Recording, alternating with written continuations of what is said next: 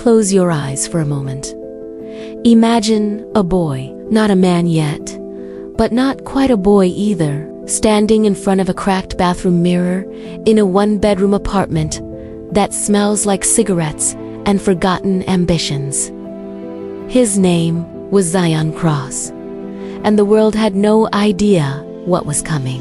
Zayan was 17 when he first went viral. He went viral for his face, jawline like a canyon ridge, eyes the color of black coffee, cheekbones that were architecturally unfair, but behind that flawless exterior was a boy who had been told that beautiful was the only thing worth being. His father left when he was 11. His mother worked double shifts. He had no compass, just the internet. And the internet said, if you look like that, you can be a king. So Zayan decided to become one. He started posting morning routines, skincare, cold showers, but Zayan had that face and a voice that made people feel spoken to personally. Within 6 months, he had 2 million followers. Within a year, he had 12 brands were calling. Event planners were emailing. Zayan Cross felt like he had cracked the code, like he had beaten the game everyone else was still trying to figure out. But here's the thing about building a kingdom on glass. You can see everything through it. What you forget is how easily it shatters. Zayan's circle formed fast. There was Marcus Loud, always laughing, always the first to pour another drink. There was Drea, lifestyle influencer, with the emotional range of a parking meter. She filmed everything. She was collecting leverage. And then there was Sable. She walked into Zayan's life at a rooftop party in Miami. Dark hair that fell like ink. She just looked at him and said, "So you're the boy everyone's obsessed with. You look tired." No one had ever said that to him. By the end of the month, she moved into his penthouse. By the second month, she had rearranged every corner of his life. At 20, Zayan announced the marathon. 30 days. Live. Around the clock. Unfiltered. Unedited. His fans went insane. For the first week, it was magic. Airboat tours. Midnight conversations. He was everything the internet claimed to want.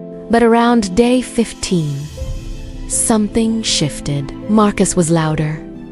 Drea was filming more aggressively. And Sable was quieter. Day 16, 2 a.m., a young woman, Camille, was asleep in a guest room. She was a college student, not part of this world at all. At 2:17 a.m., a door slammed. Sharp, ugly voices cut through the house. Sable decided Camille should not be there. And instead of stepping between them, Zayan watched. He watched. And worse than that, his phone was in his hand. Recording. By morning, Camille filed a report. By evening, the internet was beginning to smell that something had gone wrong. The stream was still live, but Zayan wasn't on it. Marcus had taken over badly.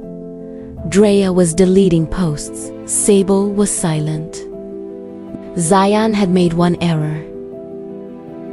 He posted the video, framed as drama like Camille's pain was something you could file under entertainment. 48 days later, while Zayan was on a live stream, the Florida night was full of stars, and a warrant had been signed. 1 second, he was laughing, and then the stream just stopped.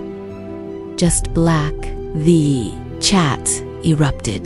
In the lobby of a county jail, a boy with eyes the color of black coffee was standing in front of a mugshot camera. No ring light, no filter, no comment section, just a mugshot camera, a flash. And the quiet, humiliating click of reality. He walked out and saw reporters waiting. He didn't perform, he just pulled his hood up. Zayan Cross had nothing to say. The internet is a strange place when someone famous goes quiet. It fills the silence for them. Within hours of the feed going dark, there were Reddit threads, Twitter threads, and YouTube breakdowns piecing together what happened. Fans defended him instantly, not because they know him, but because they feel like they do. That is parasocial attachment, wearing love's clothes. When we consume a life through a screen, we see the edit and the lighting they chose. We don't see the unrecorded moments. Zayan had built an audience of 12 million people, and not one of them truly knew him, including, perhaps, himself. Marcus disappeared first. He stopped answering calls and posted a photo from a different city, smiling like he'd never heard Zayan's name. Dre held on long enough to monetize the drama. She posted my truth. She cried twice.